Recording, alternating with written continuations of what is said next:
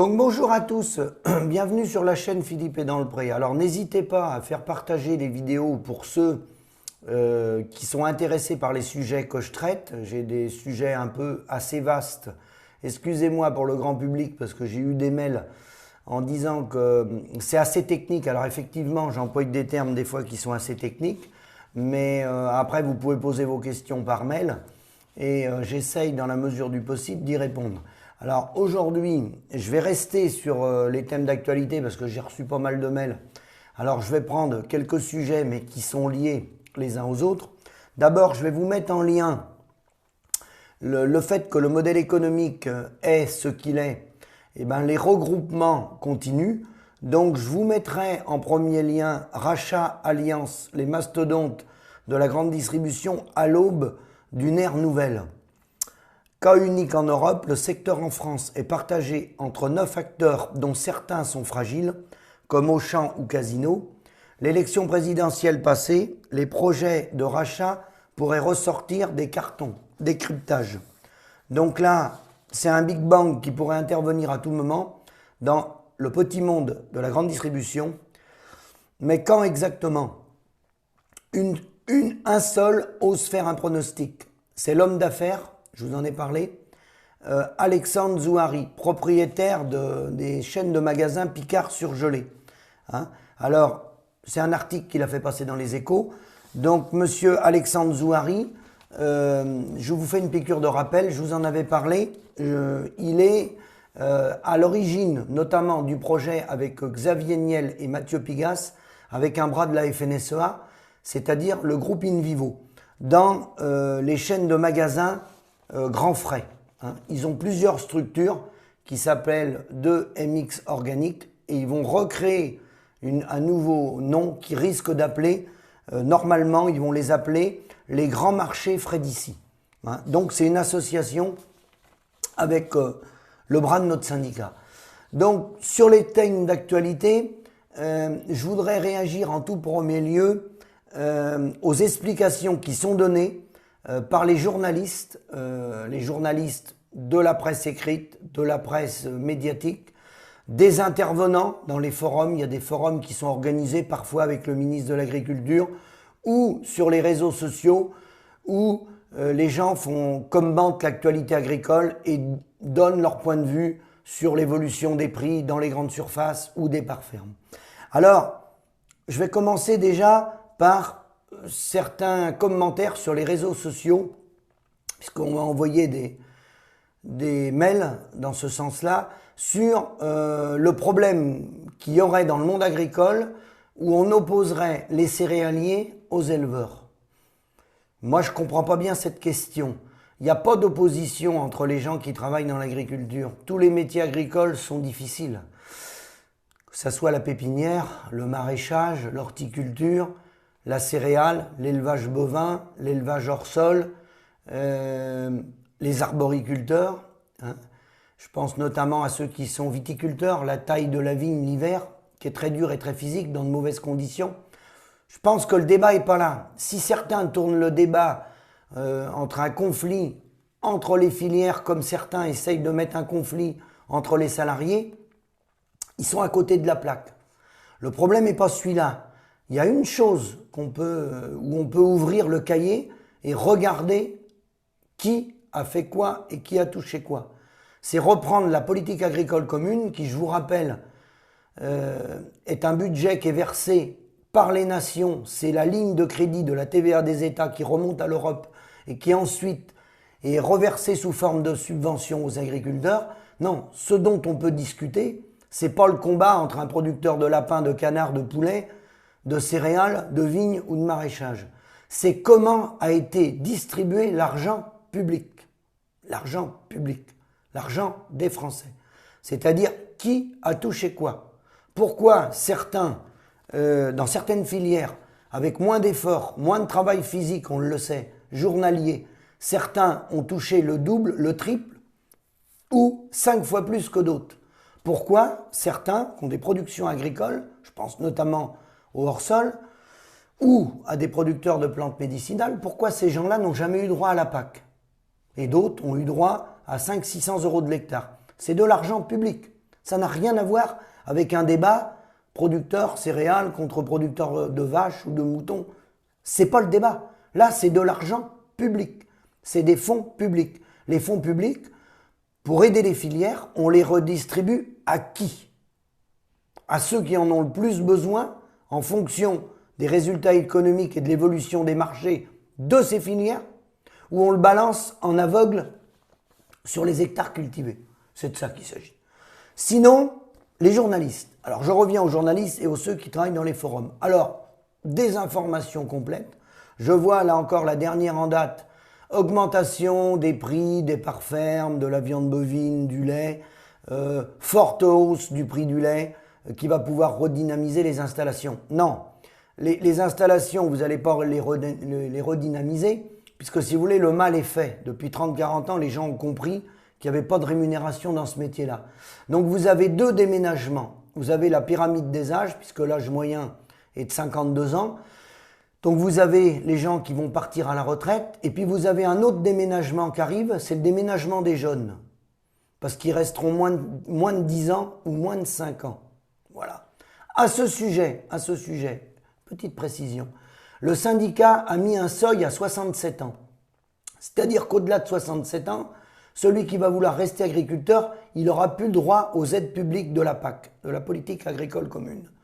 Pouvez-vous... Alors, le but du jeu, c'est quoi? C'est qu'il libère les terres pour remettre soit des gens à l'agrandissement, soit des jeunes qui vont rentrer dans le modèle économique pour faire tourner l'agro-industrie et l'agroalimentaire. C'est ça, le fait de bloquer les aides au-delà de 67 ans. Parce que quelqu'un qui veut rester patron au-delà de 67 ans et qui ne demande pas sa retraite, je ne vois pas en quoi on peut interdire quelqu'un de continuer de gérer son entreprise. Et je suis quand même un peu stupéfait, car le gouvernement actuel a donné des aides Covid aux entreprises pendant la crise Covid. Est-ce que sur les lignes d'indemnisation était spécifié que les patrons d'entreprises qui avaient plus de 67 ans n'avaient pas droit aux aides? Je ne l'ai pas vu. C'est de l'argent public. La PAC, c'est de l'argent public. Je ne vois pas en quoi la FNSEA vient mettre son grain de sel et donner un âge d'arrêt à la retraite. Les gens qui sont patrons, qui souhaitent rester à leur compte sans demander la retraite, je précise bien, sans demander la retraite, je ne vois pas en quoi on peut obliger quelqu'un à arrêter d'exploiter. Quelqu'un qui, de surcroît, souvent emploie de la main-d'œuvre. C'était une parenthèse. Donc sur le prix, sur les prix, bah oui, du grand n'importe quoi. Là récemment, cette semaine, on a vu des gens faire des commentaires en disant que Lactalis donnait 490 € la tonne du prix du lait. Je précise pour le grand public, 490 € la tonne, vous ne savez pas ce que ça veut dire, c'est 49 centimes du litre. C'est de la désinformation totale. Mais alors totale, ce n'est pas un prix moyen, c'est un prix moyen sur une année. Ce n'est pas un prix de référence. Un prix de référence en lait, c'est avec 38 de matière grasse et 32 de matière protéique. Là, c'est un prix, toutes primes confondues, on mélange tout, les OGM, les sans OGM. Tout ça, c'est fait pour noyer le poisson. C'est de la désinformation totale. Ça ne veut absolument rien dire. Maintenant, les journalistes, certains sont tellement médiocres qu'ils en sont réduits à sortir un prix moyen. C'est-à-dire qu'ils sortent un prix moyen du lait. Donc là, le prix moyen du lait, il est bien au-dessus de 500 € aujourd'hui. C'est-à-dire un prix moyen, ils prennent les gens qui sont dans les AOP, le comté, avec des bio, avec des conventionnels, avec des sans OGM, mais du grand n'importe quoi. Alors, pour m'amuser, j'ai été voir il y a quelques années, parce que les prix récents là sont en pleine fluctuation avec la hausse de l'énergie dans tous les secteurs. Le prix moyen de vente d'une voiture en France, il était, il y a quelque temps, de 26 329 €. On passait de la Porsche à 103 019 € à la Dacia à 14 073 €. Vous voyez ce que ça veut dire? Mais ça veut rien dire du tout. Mais ça, là, on est dans la démagogie la plus complète. Lactalis, c'est pas pour attaquer Lactalis, mais remettons l'église au milieu du village. Lactalis ne paye pas le lait 49 centimes. Mais non, ce n'est pas un prix moyen sur l'année, ce n'est pas un prix de référence à 38-32, donc ça ne veut rien dire, absolument rien dire. Donc arrêtons ces débats médiocres. Hein. Alors ensuite, les journalistes parlent de l'augmentation du coût de l'alimentation. Bon, les Français ont du mal parce que le coût de l'alimentation est important dans les grandes surfaces. Alors, je précise, parce que je l'ai déjà fait, il ne revient rien dans la poche du producteur. Le producteur, les augmentations qu'il y a eu, elles couvrent tout juste les charges et les couvrent même pas. Elles vont les couvrir sur ceux qui sont à cheval sur 2 exercices comptables, qui ont acheté les intrants, c'est-à-dire les engrais, les phytos, tout ça, sur l'ancien prix et qui ont vendu le lait ou la viande un peu plus cher, sur une période très courte. Mais il faut toujours parler sur des longues périodes. Alors, je vais être obligé de rappeler quand même aux journalistes que le budget alimentation, il est passé de plus de 40% dans le budget des ménages à 12%. Donc, les conséquences de ça, vous les connaissez. J'ai pris quelques notes parce que j'ai fait un article à un journaliste que j'ai répondu sur une plateforme à l'étranger. Les conséquences de ça, bon, de 40 à 12, on a accéléré la productivité par travailleur, c'est-à-dire avant, un couple vivait avec, alors si on remonte 5 vaches, mais vivait avec 15, 20, 30 vaches laitières, hein, ou un bâtiment, ou 2 bâtiments à volaille, hein, ou un bâtiment à lapin, voilà. Hein. Et aujourd'hui, les gens ont fait des gains de productivité énormes, ils se sont ruinés au boulot, ils ont attrapé ce que j'appelle le cancer du travail, hein, et ils se sont attachés à l'outil coopératif ou privé de l'agroalimentaire et au réseau bancaire, par l'endettement. Voilà. Donc, le coût réel de cette alimentation, parce qu'en fait, on est passé à plus de 40% à 12%, c'est pas le coût réel. Parce que le coût réel, il est faussé par la prime pour l'emploi, qui s'appelle, je l'appelle la prime pour l'emploi, moi. C'est la politique agricole commune, qui est de l'argent des Français, hein, puisqu'on reverse de l'argent aux agriculteurs sous forme de prime à l'hectare, pour ceux qui y ont droit, parce que c'est totalement distribué de façon totalement inégalitaire, hein, c'est complètement à côté de la plaque. Donc il y a la PAC, il y a la sécurité sociale qui nous finance nos retraites. On est perfusé à plus de 80% par le régime de la sécurité sociale, on est perfusé par l'État, bien entendu, sous forme d'aides, les aides aux mises aux normes des bâtiments. Il y a 1 milliard d'euros qui se baladent chaque année pour les grippes aviaires, les aides, la prise en charge des impôts fonciers, etc. Donc le RSA, dont les agriculteurs ont droit, maintenant ils vont avoir droit au chômage quand ils vont abandonner leur activité, la prime d'activité. Donc tout ça, en fait, quand on dit c'est 12% du budget des ménages, c'est faux. C'est plus que ça, mais vous le payez sous forme d'impôt. Voilà. Hein. Et en mettant en place ce système-là, on a créé les mastodontes des GMS, des grandes surfaces et de l'agroalimentaire, où il y a quelques acteurs qui font pression sur le producteur de base, quelles que soient les productions. Donc, si on veut parler d'avenir, si on veut parler, c'est le sens de mon article que je vais vous lire en quelques lignes, que j'ai envoyé à un journaliste cette semaine, parce qu'il ne comprenait plus. Il voyait des chiffres dans tous les sens, il voyait du 49, Alors, le 49 de chez Lactalis, il est faux. Le prix réel actuel, mais il faut l'indexer à un coût de production si on veut rester sur le lait, il manque 20 centimes du litre. Il manque 10 centimes pour remettre les fermes en état, c'est-à-dire renouveler les parcs matériels, bâtiments, racheter les parts sociales des cédants ou les entrer dans les GAEC, et il manque après 10 centimes pour se rémunérer et ramener de la main-d'œuvre. Donc il manque toujours 20 centimes. Donc si on est à 42 centimes de moyenne sur l'année, vous pouvez le mettre à 62, mais ensuite ça ne suffira pas. Il faut l'indexer, il faut un index et une gestion des volumes. Alors, pourquoi ces désinformations? Eh bien, c'est ce que j'ai écrit en quelques lignes aux journalistes, hein, parce que pour définir le prix actuellement et maintenir une autonomie alimentaire en France dans un contexte socio-économique perturbé où la globalisation fait rage, dans un contexte de forte hausse des intrants, indispensable à toute production agricole en France et en Europe.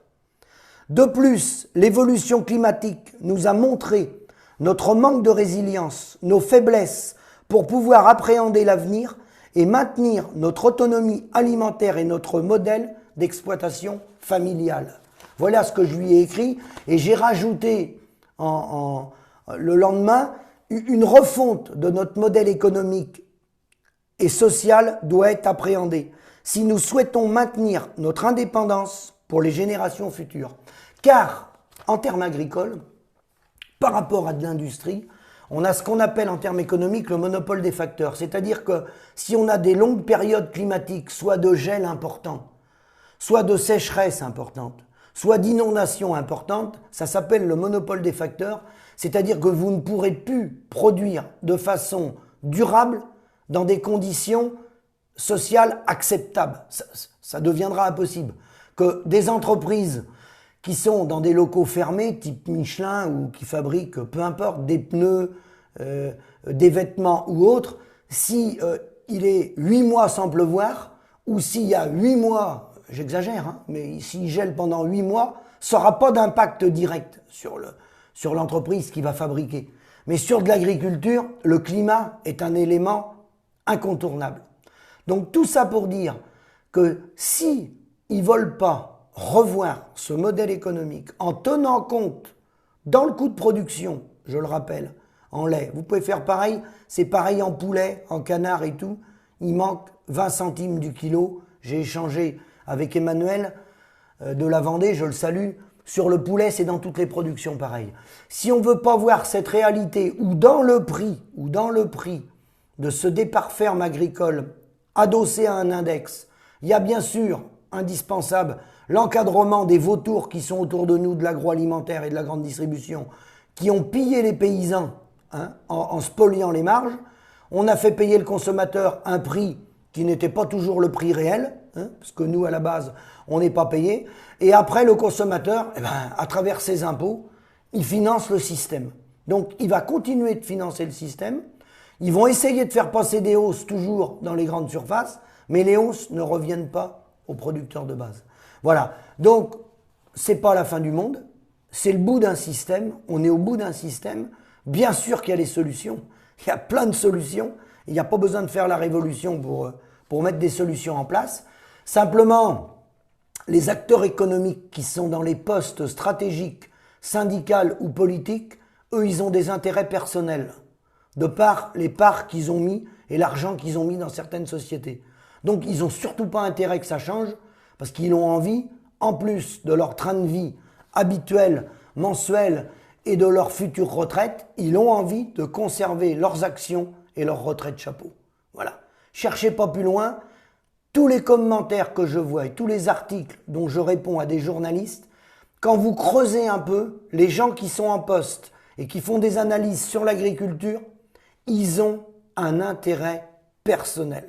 Ils ne sont pas sur l'intérêt collectif des populations françaises, européennes et mondiales, où il faut essayer de relever les niveaux et essayer de traiter les humains tels qu'ils doivent être traités. Non, derrière, il y a un intérêt personnel rattaché souvent à des multinationales. Chez nous, c'est l'agroalimentaire, à travers les financements bancaires et les financements des plateformes de Wall Street, comme le groupe KKR dont je vous ai parlé, et BlackRock maintenant, qui arrivent, mettent un peu d'argent dans certaines laiteries françaises. Certains groupes industriels maintenant ont des fonds type BlackRock ou autres. Voilà où on en est rendu. Donc c'est bien l'intérêt collectif qui est mis sur le côté et l'intérêt de quelques acteurs économiques privés qui, je vous le rappelle,